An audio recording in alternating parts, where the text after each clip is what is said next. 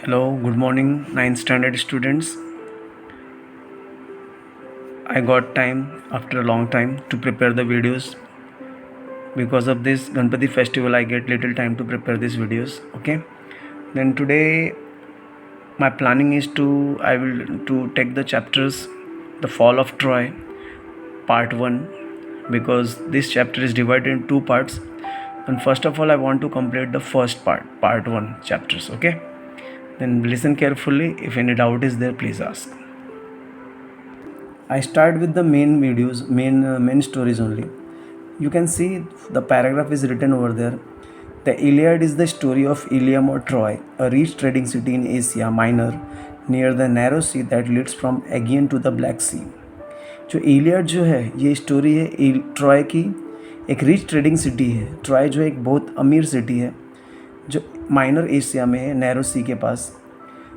That lead from the Aegean to the Black Sea, जो Aegean से लेकर के ब्लैक सी तक फैला हुआ है. ठीक है. तो ये जो स्टोरी है ये ट्रॉय की स्टोरी है जो बहुत अमीर सिटी है जो एशिया माइनर एशिया के पास में है, और ये एगियन से लेके ब्लैक सी तक फैला हुआ है. It was well situated both of the commerce and agriculture. ये बहुत अच्छी तरह से बसा हुआ है बिजनेस के लिए भी और खेती के लिए भी. In front of the city was the sea over which sailed the ships of Troy carrying goods and grain. मतलब यहाँ पे सिटी के बाहर ये बहुत बड़े बड़े जहाज़ लगे हुए हैं सामान कैरी करने के लिए, ग्रेन्स कैरी करने के लिए. मतलब इतनी बड़ी सिटी है कि उसमें बहुत सारा प्रोडक्शन होता है और हमेशा जहाज़ रेडी रहता है सामान को दूसरी जगह बेचने के लिए. At the back rose the high peak of Mount एडा.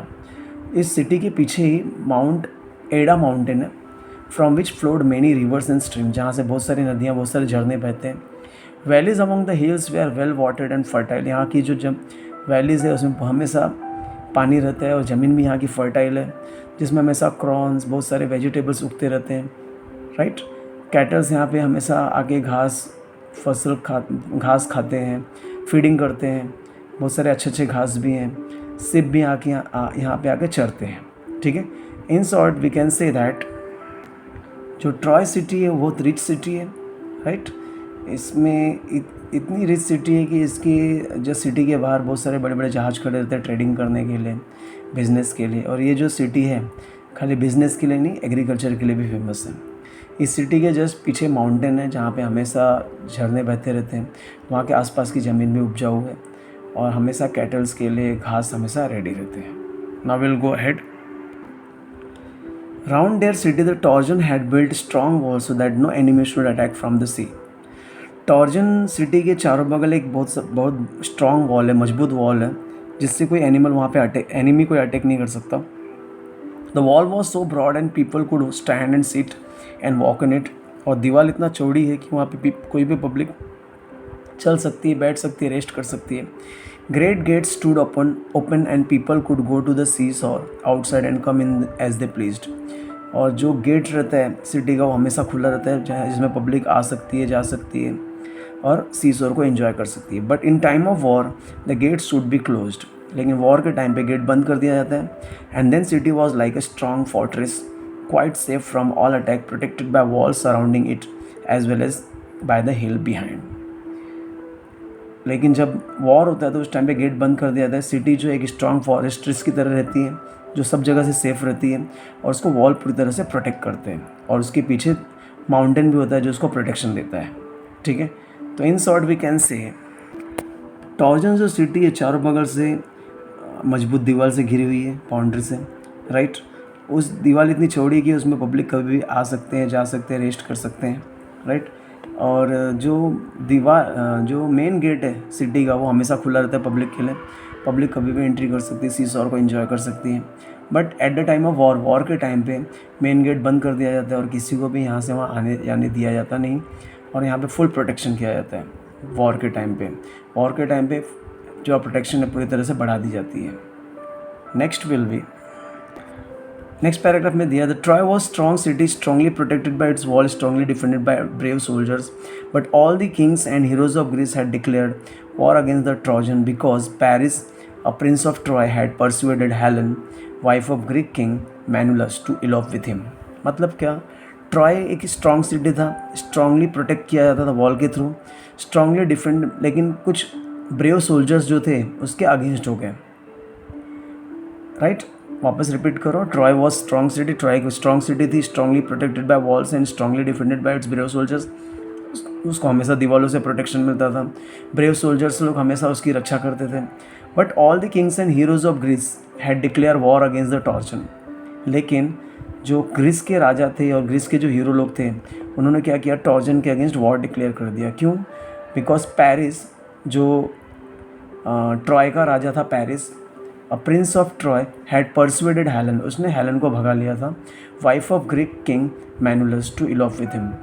ग्रीक की जो रानी थी, ग्रीक किंग की जो वाइफ थी हेलन, उसको ट्रॉय के राजा पेरिस ने क्या किया, भगा लिया था, जिसकी वजह से ग्रीस के जितने भी सोल्जर्स थे, किंग थे, उन्होंने क्या किया, ट्रॉय के अगेंस्ट वॉर डिक्लेयर कर दिया।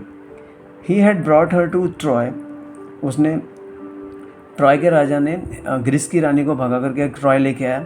The Greeks wanted to take revenge on Troy for the wrong done to Menelaus. और ग्रीक जो था वो ट्रॉय से बदला लेना चाहता था क्योंकि उसके साथ गलत हुआ है।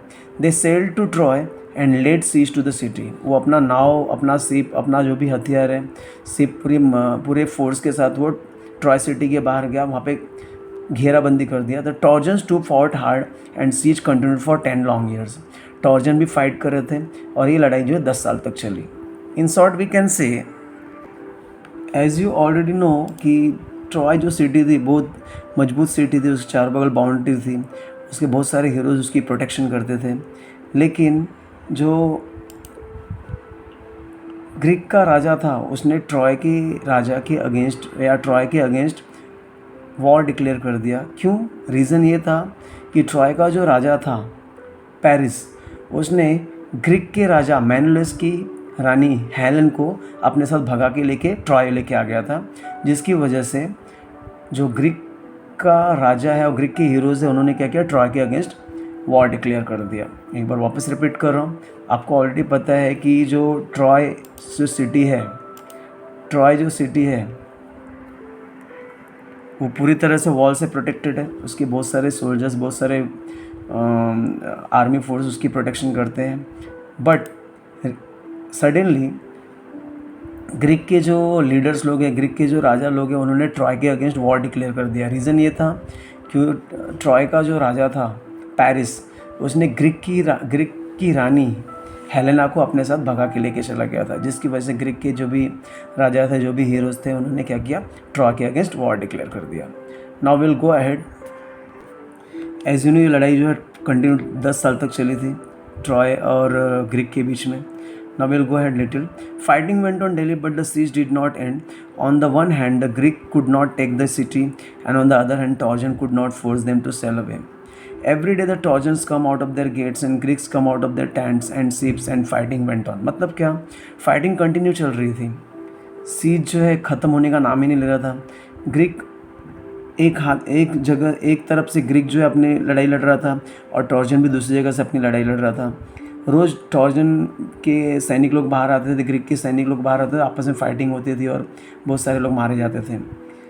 कभी कभी क्या होता था, दोनों आर्मी फोर्स के बीच में इक्वल फाइटिंग होती थी। Sometimes there were great battles between the armies, sometimes there were single fights between two great heroes. कभी कभी एक सिंगल हीरोज़ के बीच में फाइटिंग होती थी। Sometime torsion had the better of it and sometime the Greek. कभी कभी torsion भारी पड़ता था, कभी कभी ग्रीक भारी पड़ता था, but still the fighting went on. Okay, fighting continue चालू हुई थी ट्रॉय और ग्रीक के बीच में। ग्रीक हमेशा ट्राई करता था ट्रॉय को हराने का, ट्रॉय हमेशा ट्राई करता था ग्रीक को हराने के लिए। कभी ग्रीक ट्रॉय के ऊपर भारी पड़ता था और ट्रॉय ग्रीक के ऊपर भारी पड़ता था, और ये फाइटिंग कंटिन्यू लॉन्ग टाइम तक चलती रही, कंटिन्यू 10 साल तक चलती रही। Okay, for today we had completed half part of the part 1. Tomorrow I will take rest of the videos for completing the part 1 of the Troy story. Okay, I'm just repeating again a little for you information. Troy is a very strong city. Troy एक बहुत strong city थी, उसके चारों बगल boundaries थी, right. और Troy जो city था वो बिजनेस के लिए, एग्रीकल्चर के बहुत फेमस था।